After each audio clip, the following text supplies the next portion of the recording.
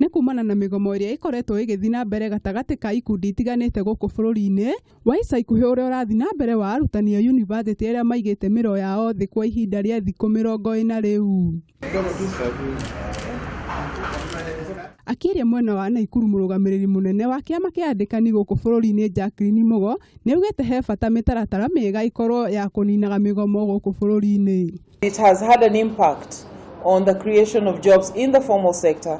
It has had an impact on the cost of employment. Mugo akĩongerera kuga atĩ aruti a wĩra matiagĩrĩirwo gũkorwo migomo-inĩ hĩndĩ ĩrĩa mateta mao mararĩrĩrio. Nĩ mathiĩte na mbere kuga atĩ mĩtaratara ya kũhetũkia mawatho mao ndĩkoretwo ĩgĩkuo na njĩra ya wĩigĩrĩrĩku, kuona atĩ ĩhetũkagio rĩrĩa kwĩna gũkũngũĩra kwa mũthenya wa aruti a wĩra ũrĩa nĩ mweri 5 wa gatano mwaka. We would appeal strongly to the Cabinet Secretary Labour to advise the government to maintain the statutory minimum wages at the level where they are. Nĩugĩte anyiti itemi nĩ magĩrĩirwo nĩ gũkorwo makĩarĩrĩrio mbere ya thirikari kuga mũcara wa thĩ ũrĩa wagĩrĩirwo kũrĩhwo aruti a wĩra.